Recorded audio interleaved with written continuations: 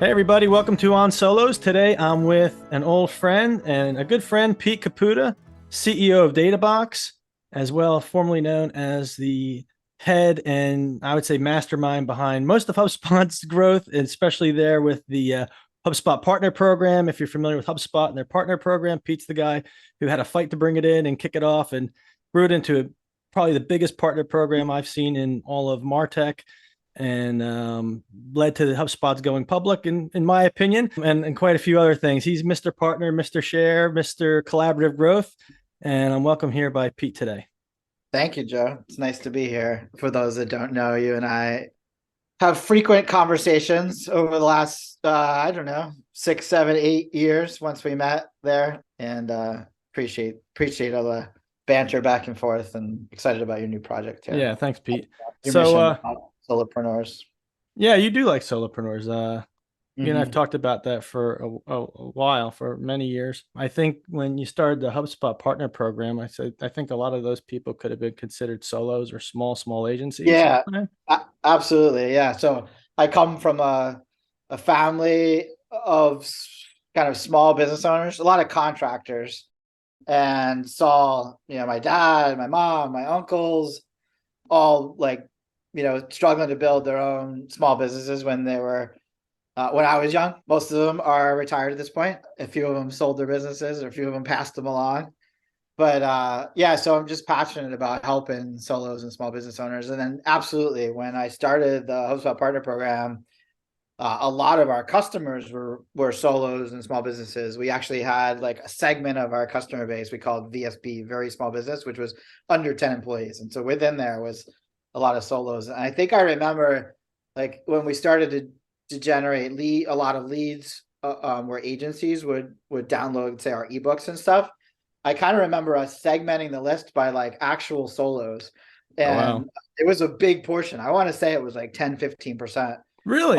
of the agency list. Yeah, because there's a lot, there's a lot of marketing Yeah. consultants. They don't I'm call surprised they it, admitted to being they call solo. That's all. marketing Usually, consultants, but yeah, there's sorry. like, you get fired from your marketing job, and you decide to start, oh, I know marketing, so I'll be a marketing consultant. And That's that's, right. I think, the way a lot of agencies start. Yeah, the first partner was Paul Reitzer, and I'm pretty sure he didn't have an employee when we started. He might have had somebody, but I remember him, like working from his dining room table. Bob Ruffalo, from Impact, now runs a $12 million agency. He literally was working out of his dining room with like his two partners. Yeah, so there were a lot of solos. So those are real, like, garage startup, at least in advertising and marketing, Yeah, or I marketing. should They say were all doing marketing. like websites and SEO, and dabbling with content marketing. Was before it was called content marketing.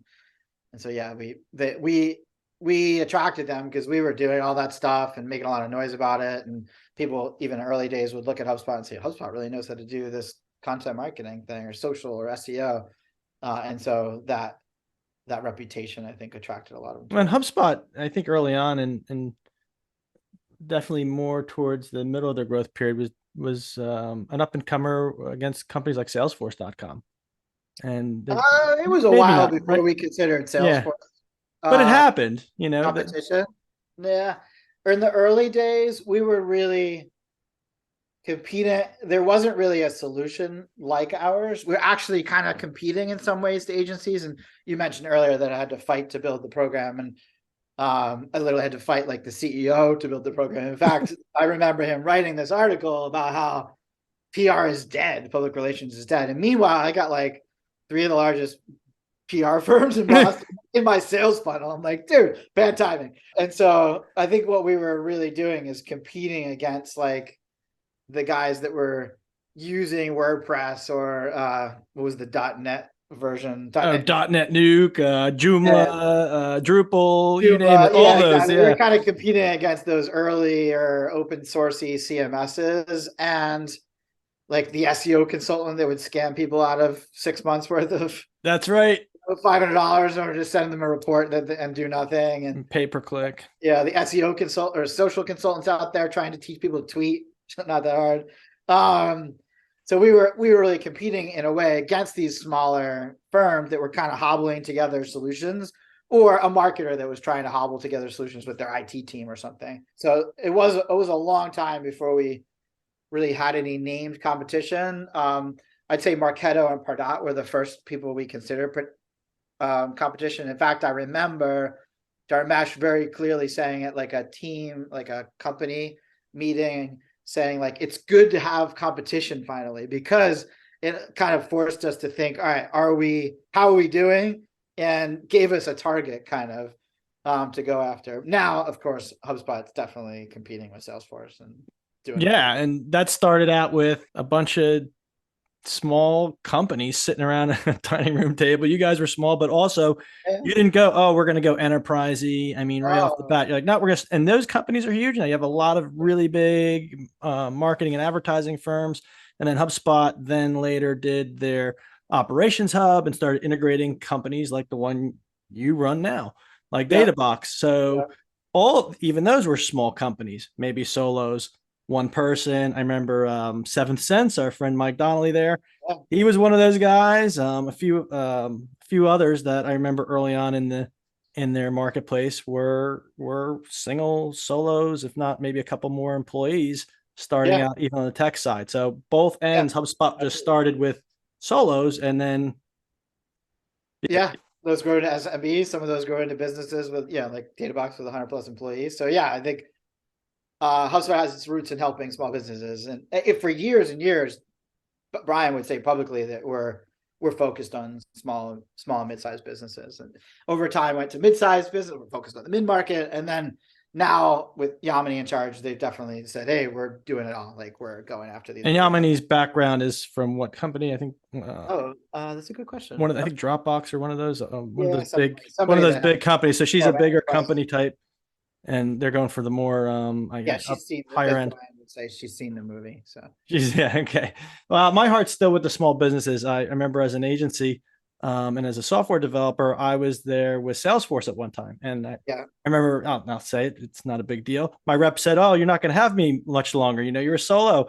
I'm getting promoted." You know, it was like kind of like it was kind of like my sign of success is I don't have to deal with you anymore. yeah, You know, exactly. and I was like, and at the time, like Salesforce could do a lot of stuff, and along comes HubSpot, and I'm like, holy cow, these guys get it for how to run a partner program. My rep's not insulting me. They have an academy. They're like nice to me. They Master want to trade. bring in. They have these webinars. They have like these meetups, and I used to say all the time, I was not a HubSpot groupie. I started with HubSpot in maybe 2011. I think I just kind of tested it with one client. We did great. We got them on first page with SEO, all Nice. sorts of stuff. And I decided to become a partner, I think, right around then too. And I didn't know who you were, but I remember saying all the time to my team, I was like, man, whoever's run this partner program has run this company. I'm like, gee, they have this many clients and this many partners, and it works, and they treat you good. Yeah, And I think it might have been 3 years after that I got a booth. I mean, I was successful enough as a partner to I come remember that. Yes. booth at one of your conferences, and you came walking by and you said, "How you doing?" I said, "Oh, I feel like I complained, I think," and then we hit it off, and it was good. It was a great conference, and you and I have been good friends since. And I think that might lead into collaborative growth because you've always promoted co-growing and growing together, and you've made a Yeah. lot of introductions. You're always about that. It was never about when HubSpot and would say selling is the new helping, or helping is the new selling. Mhm. You meant it. Like you always authentically help people. You still do. Fine. Yeah. So tell me about collaborative growth and why that's close to your Yeah. heart.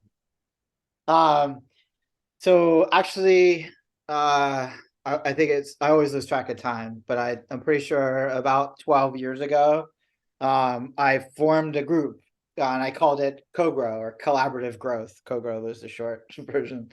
And I have a website still. I haven't touched it in years, but Collaborative Growth Network. And I don't know if you were one of the early members, but I know you were in the group for a while, and we basically meet every Friday. And I've been doing that for 12 years.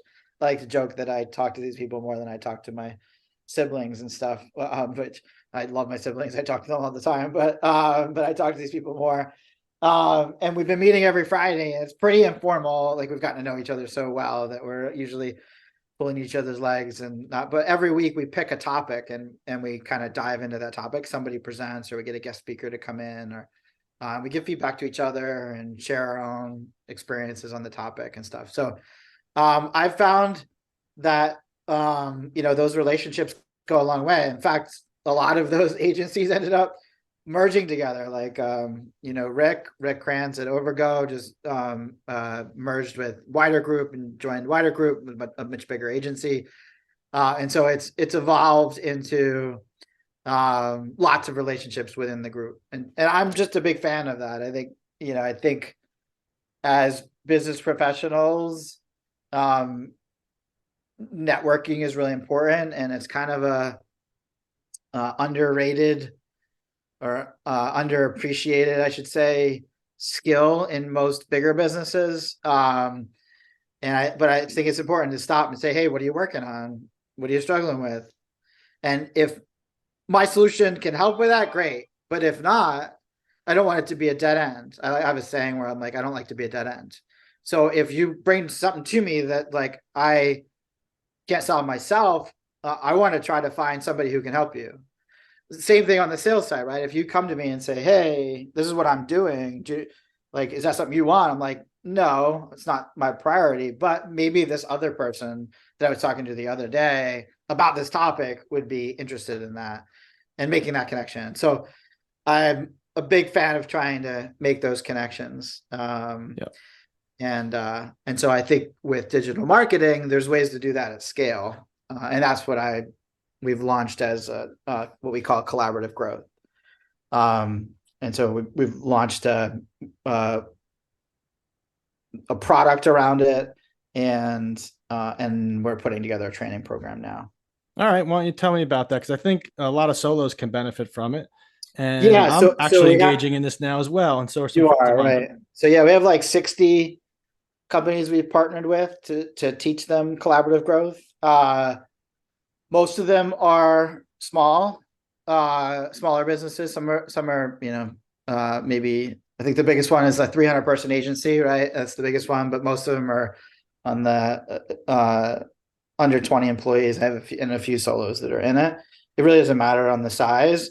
The idea is that we're helping them generate and nurture and qualify leads through the product we built. All of them are selling some kind of a professional service or consulting engagement. So that's what they do. It's they're selling consulting. And so when you're selling consulting or professional services, you kind of have to predict the ROI of what your services or your advice is. You should be. You should. Yeah, you should be. You should.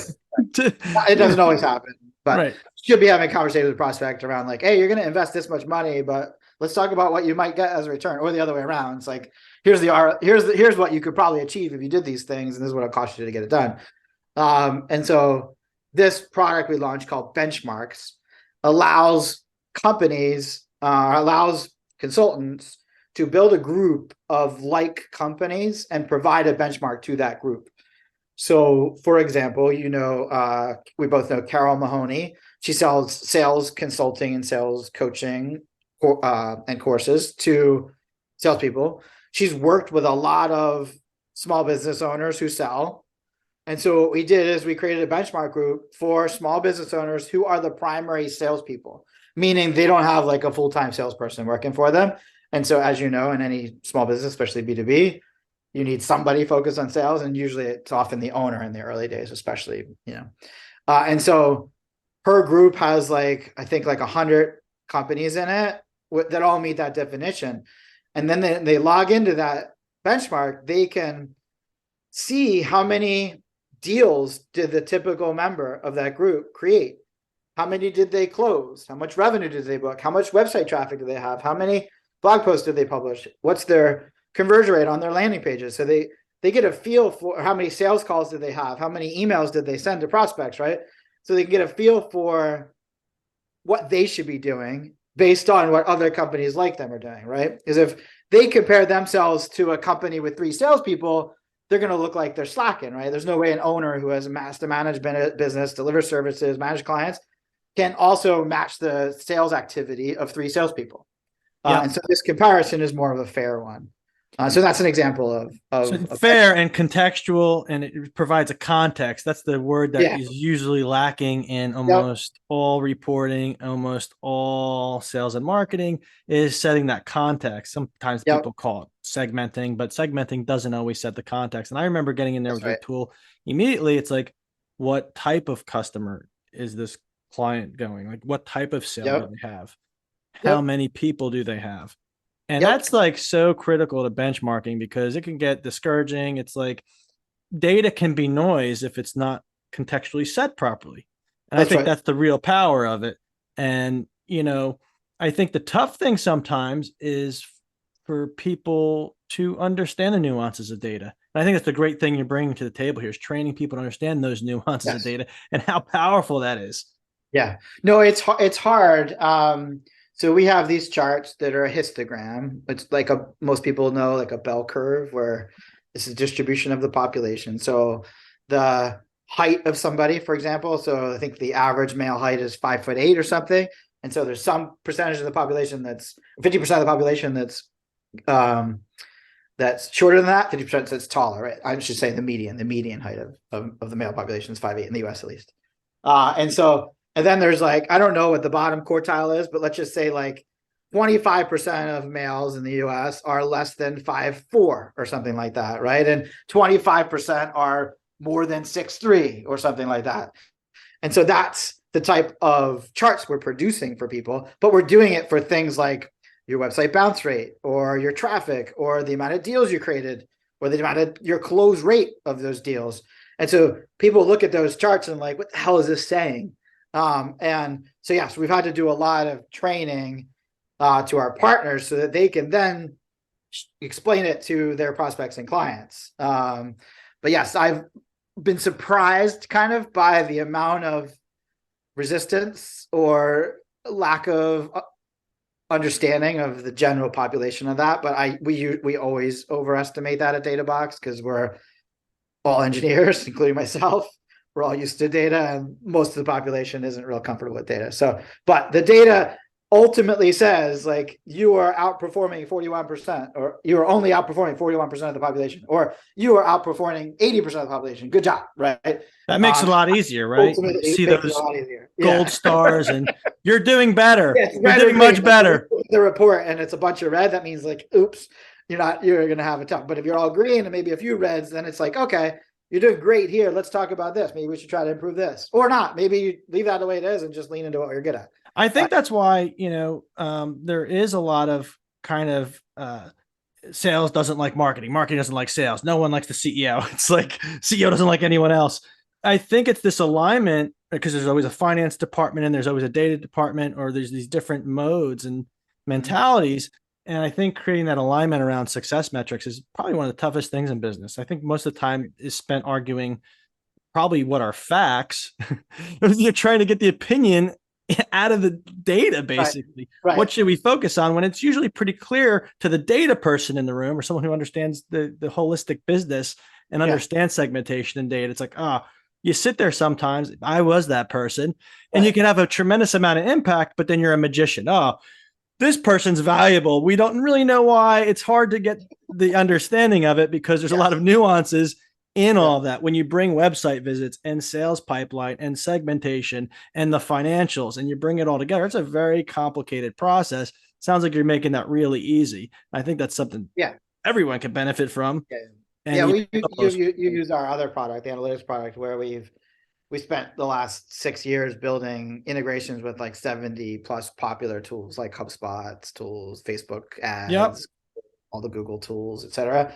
And so someone can literally go to the site benchmarks.databox.com um, and just connect create a free account, connect their Google Analytics or their HubSpot or their Search Console or Facebook ads, and instantly see how they compare to companies like theirs. So yeah, because That's we've spent amazing. years building these integrations, we're able to provide that. So Like not in only are you able to bring in all data points, but you're able to bring in a consultant who or a yeah, manager so of the what we're group. trying to do is match people who want to evaluate their performance with people who can help them improve it. And so by allowing our partners to create these groups that are specialized or niche, they become the resource for that. So another example is we have a consultant who helps marketing agencies improve their proper profitability through proper time tracking and the analysis of all that data. Wow. So he has a group with just harvest time tracking data. That's awesome. So he can go to an agency and say, hey, let's benchmark your time tracking stats and your profitability against other agencies like yours. Yeah, if it's okay, you can give him a plug. Yeah, Arithmetic is his company name. His All name right, is we'll do it afterwards. I'll post it with it. Yeah. That's awesome service. Like that's like having done time tracking and things like that. Yeah. That's amazing to be able to go in and see how you're doing in a group. But I wouldn't know, and my team wouldn't know like how to look at that data and tell an agency how to improve their profitability based off of what that data says. But he can.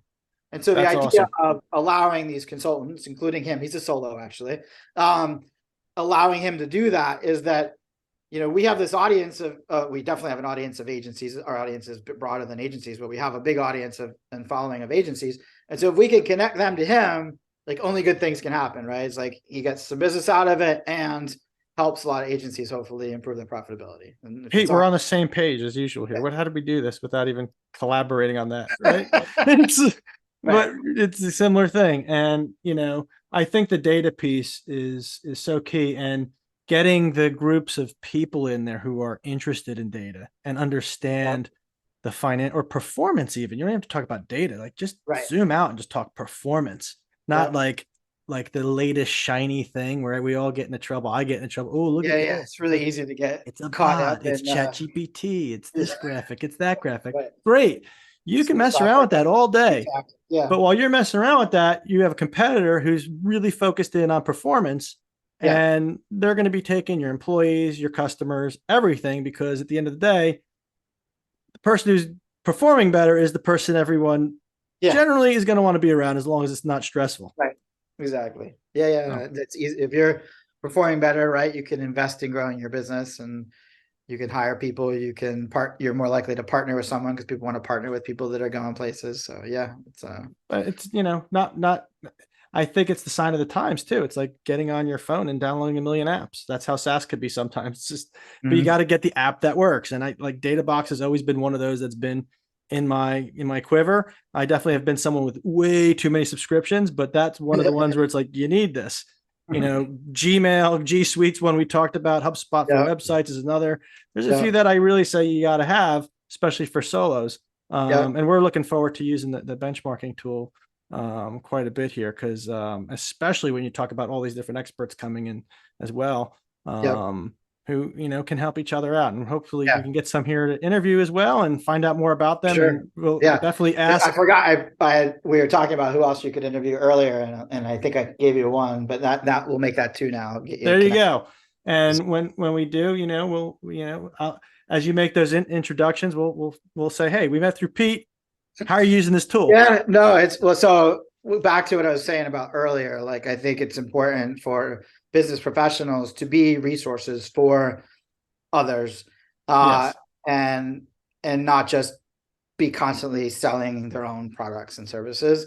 And so with benchmark groups, I hope to do that at scale, right? Where we can have experts that are hosting these groups who have truly proven their expertise, right? Because they wouldn't have proven that expertise if they couldn't get a group of companies together doing the same thing, right? They wouldn't have been able to get those group of companies together. So like Servant, he's worked with a bunch of agencies, so he's pulling those agencies in order to get data that he can go and help other agencies with. So, and what's the key to bringing them in? Is it like people who are generally more successful are going to have an easier time bringing them in? Is that what you're saying? Or is it? I find that the more focused our partners are, the better. So we've had a number of agencies come to us and say, we ask them, who do you focus on helping? And they'll say, oh, well, I can really help any kind of business. And I'm like, oh, well, does that mean like you could help like a Fortune 500 and a small business and an e-commerce company and a subscription company. Like, oh, well, yeah, we could, but like, do you have any kind of client concentration? And I have to ask like 16 questions to get to the point where they even are even understanding why I'm asking, right? Because I'm looking for people who have expertise in a certain area.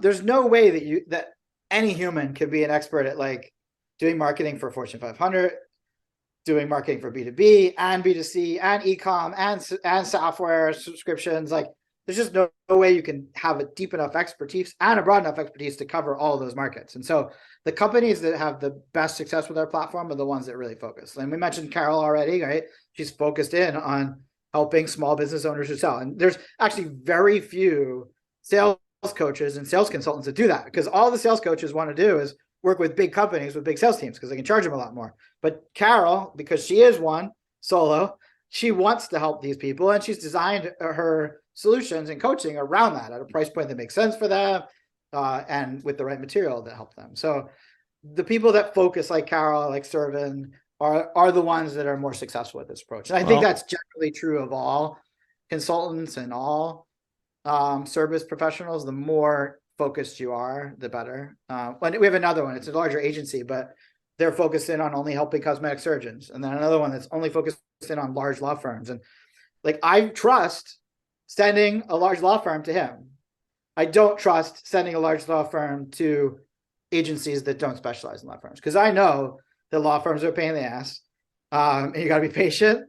There's certain things law firms will and won't do. Like, and he knows all that. And he knows they're great, especially when you're doing copy. You could just get it turned right, around exactly. like that. All that stuff's very easy. SEO, or a cosmetic surgeon. Like I actually once, like in 2007, I built a website for a cosmetic surgeon, and God, I will never do it again.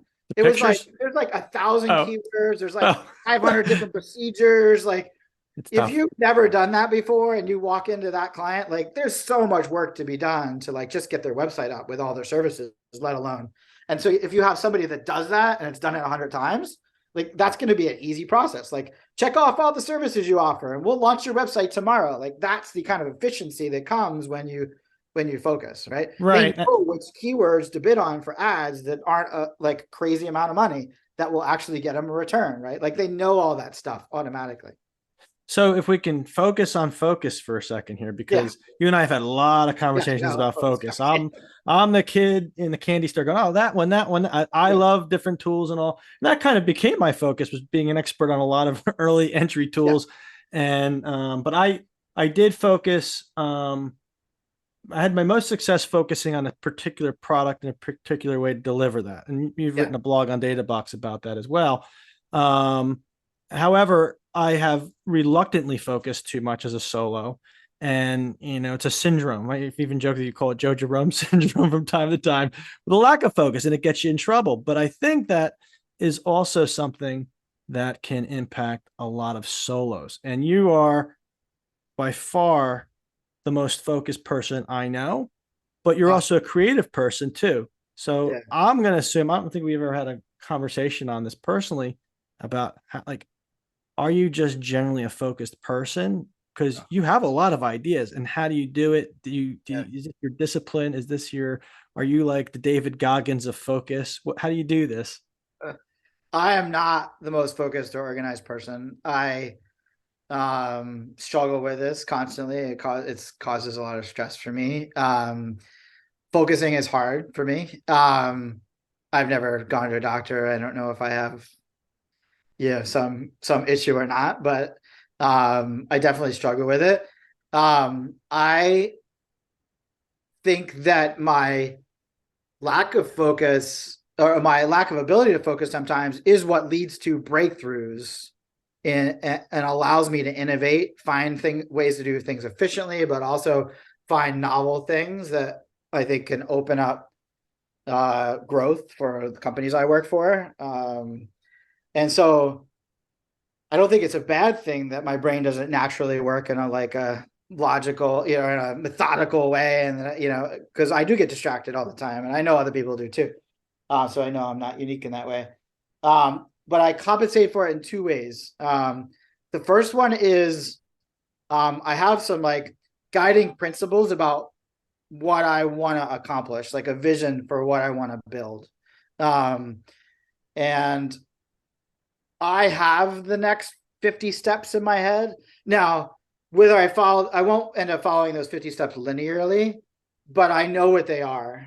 Um, and so I know the end destination and what I want to accomplish, and that drives me. So that drives me to stay focused. That drives me to not be distracted by new shiny objects. Like I know where I want to be.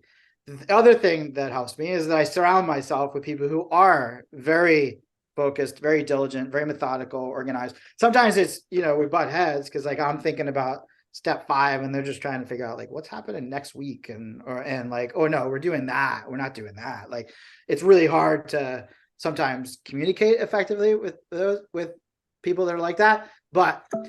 Um, but I've found ways to kind of balance myself and communicating the long-term vision, but also, staying close to details as they get executed. So I wouldn't say I have a secret bullet for it, but it's a combination of knowing where I want to be and what I want to build and like surrounding myself with people who are not like me. That's awesome. Thanks for sharing that. That's helpful to me as a solo, and I know that's helpful to solos. I might add Yeah, one I've thing in the. observed a lot of smaller solos or people that that are themselves and they aspire to build a bigger company even, and I've seen a lot of people jump from completely different idea to completely different idea. It is I recognize this like in my first startup at like 2005, and I was actively blogging and there was not many people blogging for business, and so I met all these people around the country who were entrepreneurs, and a lot of them were small startups or solos, and like they followed my blog, I followed theirs, but literally every 3 to 6 months they were chasing something new. And meanwhile, I'm like on year 5 of chasing the same thing with like pretty much the same vision from the beginning. And so I don't know what it is about me that it's probably more like I'm a dog on the bone on that one idea. And I'm just working through resistance to figure that out, or working through obstacles or roadblocks to figure that out. That's So, awesome. One thing that I've realized that's helped me too, definitely haven't surrounded myself with people like you said. You're one of them. You're probably the primary focused person that I surround myself with. You're yeah, number one focus guy.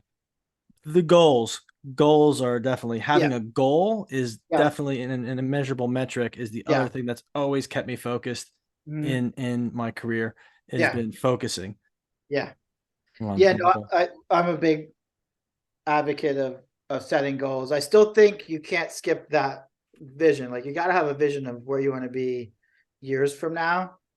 Um, I'm not talking about like how big you want your business to be or how much money you want to make. It's like, what do you want to build for the world? And so, like with benchmarks, what I wanted to build for the world was a tool that allowed companies to actually understand what good performance is. And I wanted to build a tool for our partners to leverage that in order to acquire and educate their clients, prospects, and clients. And so that's been the vision for that. And I've had that vision forever. We just started building it like last year.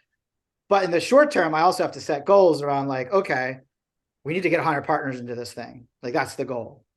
There's no money attached to it. We're doing all this for free. Like because we're trying to build a network, and like you can't build a network if you're trying to monetize it on day one. And so I don't have. Yeah, I think it'll be a $1 billion business someday, but I don't know exactly how. I have ideas on how it could be, but the short term, it's just like I just get 100 partners, and good things will happen when we get 100 partners in there actively using this approach and I using agree them. with that approach. And I got to tell you, one thing you said in there was super inspirational. It was the fact that and this is a message I think there's a greater commentary on it societally, even, is to scale, to make money. You Right. said something important on the front end there, which was, I'm going to build something for the world. That's the number one goal. I'm going to build something for the world, build something, make something. Yep. That's important.